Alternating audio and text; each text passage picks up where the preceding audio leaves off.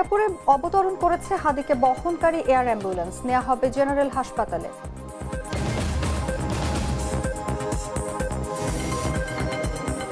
সন্ত্রাসবিরোধী মামলায় সাংবাদিক আনিস আলমগীরকে আদালতে হাজির, 7 দিনের রিমান্ড আবেদন।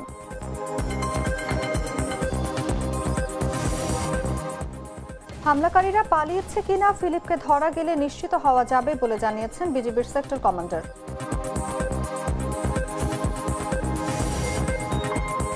মরক্কোয় আকস্মিক বন্যায় অন্তত 37 জনের মৃত্যু, আহত অন্তত 14, আরও বৃষ্টির শঙ্কা।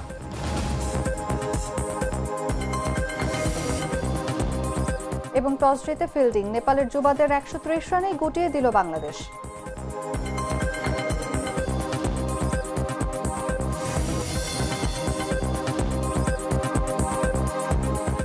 এতক্ষণ শুনছিলেন সংবাদ শিরোনাম। দর্শক, আমন্ত্রণ সন্ধ্যা 7টার সংবাদে, সঙ্গে আছি আমি অনুভা বিশ্বাস। আমি তো মশলা বদলে ফেলেছি, এবার আপনিও বদলে ফেলুন। একবার প্রাণ গুঁড়া মশলা ব্যবহার করেই দেখুন। চলে যাচ্ছে বিস্তারিত খবরে। ইনকিলাব মঞ্চের মুখপাত্র ও ঢাকা 8 আসনের সম্ভাব্য স্বতন্ত্র প্রার্থী শরীফ ওসমান হাদিকে বহনকারী এয়ার অ্যাম্বুলেন্স সোমবার বিকেল 5টা 50 সিঙ্গাপুরের সেলেতার বিমানবন্দরে অবতরণ করেছে।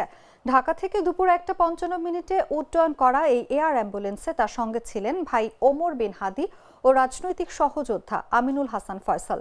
এর আগে হাদি এভারকেয়ার হাসপাতাল থেকে শাহজালাল আন্তর্জাতিক বিমানবন্দর পর্যন্ত অ্যাম্বুলেন্সে যাত্রা করেন। সিঙ্গাপুর পৌঁছে তাকে সরাসরি জেনারেল হাসপাতালে নেওয়া হবে। ঢাকার এভারকেয়ার ও সিঙ্গাপুরের চিকিৎসকরা তার শারীরিক অবস্থা বিবেচনায় দীর্ঘ এই সফরে সম্মত হয়েছেন। ওসমান হাদি গত শুক্রবার ঢাকার পল্টন এলাকায় গুলিবিদ্ধ হন। প্রথমে ঢামেক হাসপাতালে এবং পরে এভারকেয়ার হাসপাতালে চিকিৎসা চলছিল। প্রধান উপদেষ্টা অধ্যাপক ডক্টর মোহাম্মদ ইউনূসের নির্দেশে বিশেষজ্ঞ চিকিৎসক ও পরিবারের সঙ্গে পরামর্শের পর তাকে সিঙ্গাপুরে পাঠানোর সিদ্ধান্ত নেওয়া হয়। তার চিকিৎসা রাষ্ট্রীয়ভাবে বহন করা হবে এবং দেশের কাছে তার দ্রুত সুস্থতার জন্য দোয়া চাওয়া হয়েছে।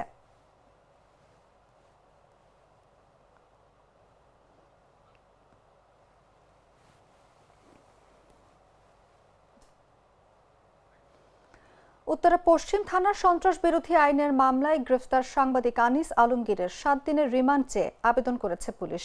সোমবার মামলার তদন্ত কর্মকর্তা উত্তরা পশ্চিম থানার পরিদর্শক মুনিরুজ্জামান আসামিকে জিজ্ঞাসাবাদের জন্য এই রিমান্ড আবেদন করেন। এ বিষয়ে ঢাকার অতিরিক্ত চিফ মেট্রোপলিটন ম্যাজিস্ট্রেট জসিতা ইসলামের আদালতে শুনানি হবে। এর আগে রোববার রাতে রাজধানীর ধানমন্ডির 2 নম্বর রোডের একটি জিম থেকে বের হওয়ার পর আনিস আলমগীরকে ঢাকা মহানগর গোয়েন্দা পুলিশের হেফাজতে নেওয়া হয়। এরপর তাকে জিজ্ঞাসাবাদের জন্য ডিবির কার্যালয়ে নেওয়া হয়। এই বিষয়ে সোমবার বিকেলে ডিএমপির ডিবি প্রধান মোহাম্মদ শফিকুল ইসলাম জানান, সন্ত্রাস বিরোধী আইনে করা মামলায় সাংবাদিক আনিস আলমগীরকে গ্রেফতার করেছে ডিবি। এই মামলায় আনিস আলমগীর সহ মোট 5 জনকে আসামি করা হয়েছে। ডিবি প্রধান মোহাম্মদ শফিকুল ইসলাম জানিয়েছেন, এই মামলায় আনিস আলমগীর সহ মোট 5 জনকে আসামি করা হয়েছে।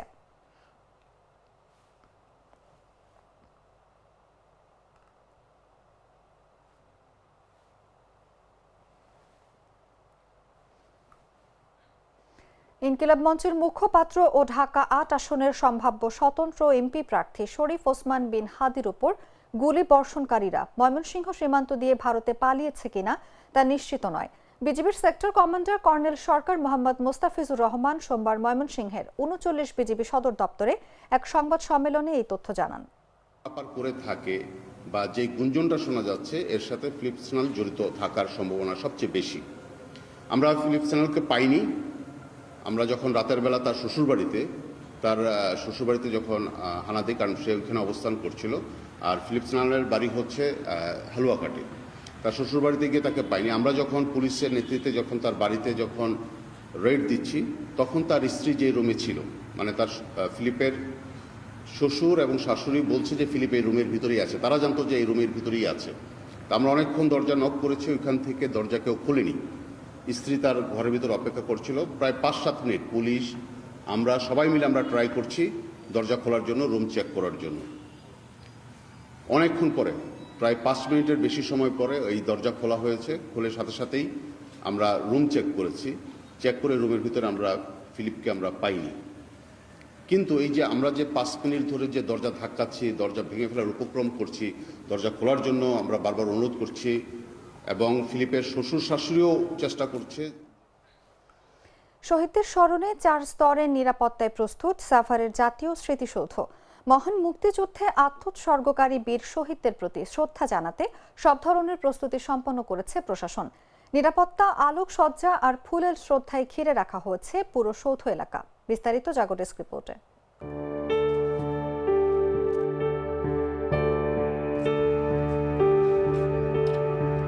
যে যুদ্ধ পরাধীনতার শিকল ভেঙে বিশ্বের মানচিত্রে স্থান দিয়েছে এক টুকরো ভূখণ্ড, মুক্ত আকাশে দখল নিয়েছে লাল সবুজের পতাকা, সেই মহান মুক্তিযুদ্ধে বীর শহীদদের প্রতি শ্রদ্ধা জানাতে প্রস্তুত সাভার জাতীয় স্মৃতিসৌধ। দিনের প্রথম প্রহর থেকেই মানুষের শ্রদ্ধার ভালোবাসায় মোড়ানো ফুলে ফুলে ভরে উঠবে স্মৃতিসৌধের শহীদ বেদি। এরই মধ্যে জাতীয় স্মৃতিসৌধকে ধুয়ে মুছে ফুল আর রং তুলির আঁচড়ে প্রস্তুত করেছে গণপূর্ত বিভাগ।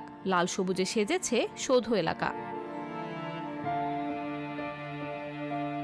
জাতীয় অনুষ্ঠানমালা ছাড়াও উপজেলা প্রশাসনের পক্ষ থেকে নেওয়া হয়েছে নানা উদ্যোগ। এছাড়াও বীর মুক্তিযোদ্ধাদের দেয়া হবে সম্মাননা। শুধু তাই নয়, গোটা সাভা লাল সবুজ বাতিতে আলোকসজ্জা করা হয়েছে। মহান বিজয় দিবস উপলক্ষে মহামান্য রাষ্ট্রপতি, মাননীয় প্রধান উপদেষ্টা, মাননীয় উপদেষ্টা মণ্ডলী সহ লক্ষ লক্ষ জনতা জাতীয় স্মৃতিসৌধে শ্রদ্ধা নিবেদন করবেন। সেই উপলক্ষে গণপূর্ত অধিদপ্তর উদ্যোগে জাতীয় স্মৃতিসৌধে পুরো কমপ্লেক্সকে ধুয়ে মুছে পরিপাটিকরণ, সিসি ক্যামেরা স্থাপন, লেক সংস্কারকরণ, ফুল গাছ রোপণ সহ অন্যান্য বিশেষ কাজ ইতিমধ্যে সম্পন্ন হয়েছে। বর্তমানে জাতীয় স্মৃতিসৌধ বীর শহীদদের প্রতি শ্রদ্ধা নিবেদনের জন্য প্রস্তুত রয়েছে।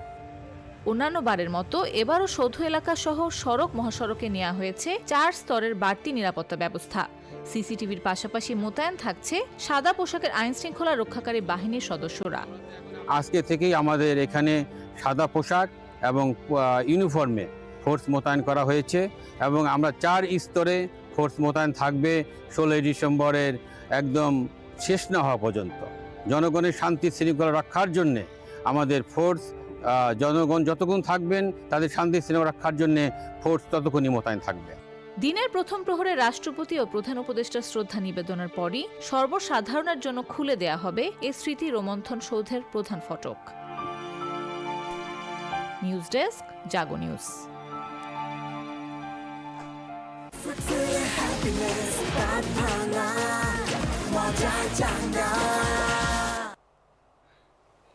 চট্টগ্রামের মিরসরাইয়ে জমি সংক্রান্ত বিরোধের জেরে ভাতিজার ইটের আঘাতে আবুল কালাম নামে এক ব্যক্তি নিহত হয়েছেন।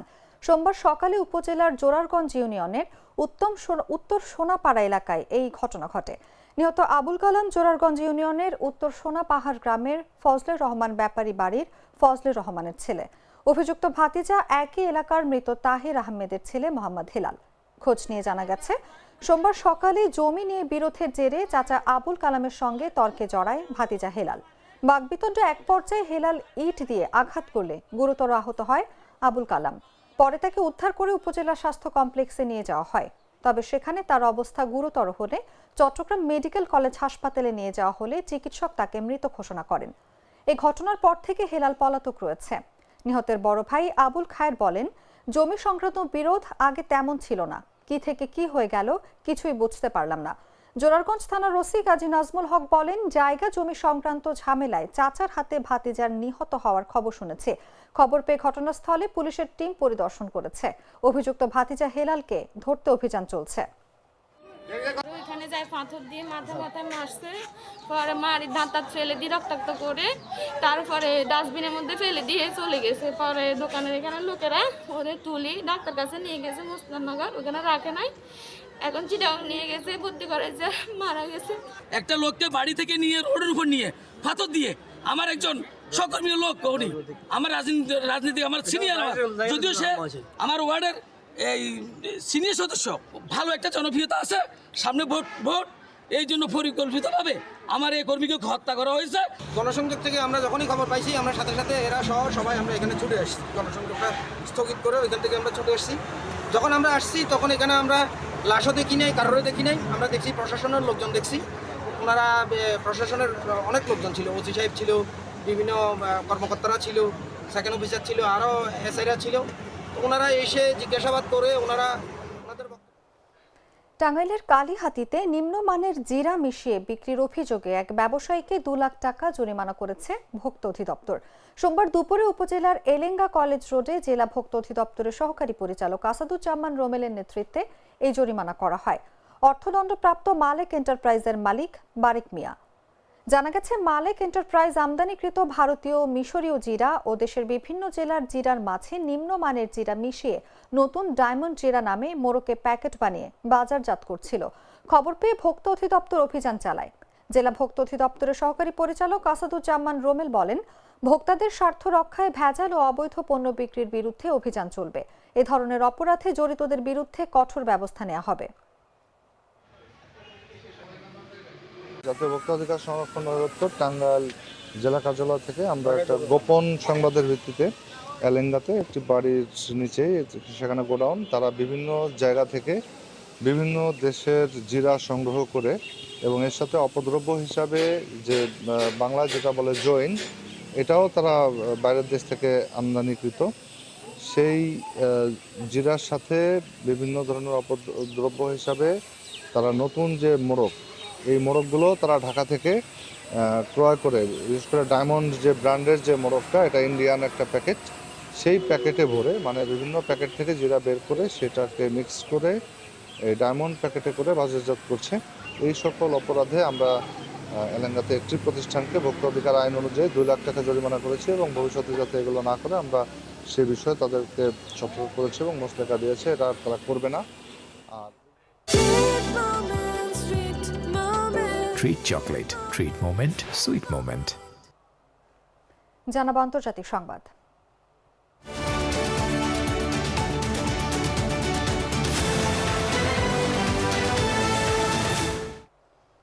মরক্কোর আটলান্টিক উপকূলীয় প্রদেশ সাফিতে প্রবল বর্ষণে সৃষ্ট আকস্মিক বন্যায় অন্তত 37 জনের মৃত্যু হয়েছে। স্থানীয় কর্তৃপক্ষ জানিয়েছে, আহত অন্তত 14 জনকে হাসপাতালে ভর্তি করা হয়েছে, যার মধ্যে 2 জনের অবস্থা গুরুতর। ভিডিও ও ছবিতে দেখা গেছে, কাদামাখা পানির স্রোতে সাফি শহরের রাস্তায় গাড়ি ও আবর্জনা ভেসে যাচ্ছে। মাত্র 1 ঘন্টার ভারী বৃষ্টিতে পুরনো ঐতিহাসিক এলাকায় অন্তত 70টি বাড়ি ও ব্যবসা প্রতিষ্ঠান তলিয়ে গেছে। স্থানীয় প্রশাসন অনুসন্ধান ও উদ্ধার কার্যক্রম চালাচ্ছে। ক্ষতিগ্রস্ত এলাকা নিরাপদ করতে ব্যবস্থা নেওয়া হয়েছে এবং বাসিন্দাদের সহায়তা দেওয়া হচ্ছে। বন্যার কারণে শহরের সঙ্গে যোগাযোগকারী একাধিক সড়ক পথ বন্ধ হয়ে গেছে। প্রাদেশিক শিক্ষা অধিদপ্তর সোমবার সব শিক্ষা প্রতিষ্ঠানে ক্লাস স্থগিত করেছে। স্থানীয় আবহাওয়া বিভাগ মঙ্গলবার দেশ জুড়ে আরও ভারী বৃষ্টির পূর্বাভাস দিয়েছে। মরক্কো দীর্ঘ 7 বছরের খরার পর এখন ভারী বৃষ্টি ও তুষারপাতের মুখে পড়েছে। 2024 সাল ছিল দেশটির ইতিহাসের সবচেয়ে উষ্ণ বছর।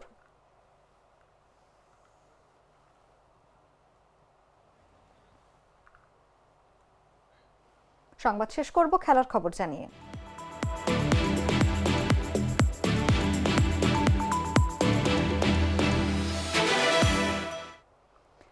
বাংলাদেশ অনূর্ধ্ব 19 দলের অধিনায়ক আজিজুল হাকিম টস জিতে ফিল্ডিং করার সিদ্ধান্ত নেন, যা দলের বোলাররা সঠিক প্রমাণ করেন। সোমবার দুবাইয়ের সেভেন্স স্টেডিয়ামে নেপাল যুবাদের মাত্র 130 রানে গুটিয়ে দিয়েছে বাংলাদেশ। অধিনায়ক নিজেও 2 উইকেট শিকার করে গুরুত্বপূর্ণ ভূমিকা রাখেন। নেপাল আগে ব্যাটিং শুরু করে। 40 রানের উদ্বোধনী জুটি গড়ে সাহিল প্যাটেল ও নিরাজ কুমার। প্যাটেলের আউটের পর সেই জুটি ভাঙেন সাদ ইসলাম। এরপর বংশ ছেত্রী, নিরাজ কুমার, নিশ্চল ছেত্রী ও কিরবিন শ্রেষ্ঠ 54 থেকে 61 রানে সাজঘরে ফেরেন। সাদের পর সবুজ 3টি উইকেট নেন আর আল আমিন একটি। সাদ, আজিজুল ও শাহরিয়ার নেন সমান 2টি করে উইকেট। অধিনায়ক আজিজুল 128 রানে অভিষেক তিওয়ারি আউট করে দলের পক্ষে 9 উইকেটের পতন ঘটান। শেষ উইকেটের পতনের সঙ্গে নেপালের ইনিংস থেমে যায় 130 রানে। বাংলাদেশের বোলাররা মোট 13টি উইকেট শিকার করেন।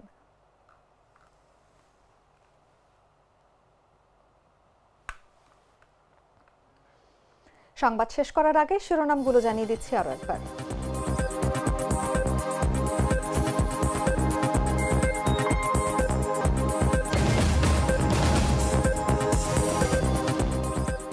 সিঙ্গাপুরে অবতরণ করেছে হাদিকে বহনকারী এয়ার অ্যাম্বুলেন্স, নেওয়া হবে জেনারেল হাসপাতালে।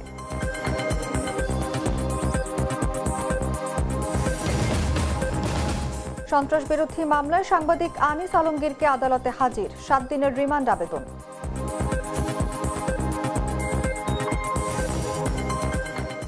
হামলাকারীরা পালিয়েছে কিনা ফিলিপকে ধরা গেলে নিশ্চিত হওয়া যাবে বলে জানিয়েছেন বিজিবি সেক্টর কমান্ডার।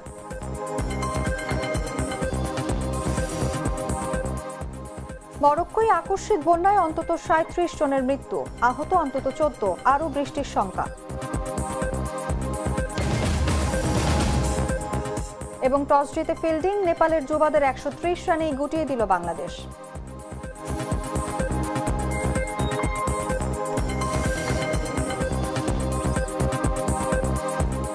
দর্শক, এই ছিল এখনকার মতো। প্রতি মুহূর্তে সর্বশেষ খবর জানতে ভিজিট করুন jagonews24.com। ফলো করুন আমাদের ভেরিফাইড ফেসবুক পেজ এবং সাবস্ক্রাইব করুন জাগো নিউজের ইউটিউব চ্যানেল। ধন্যবাদ সবাইকে।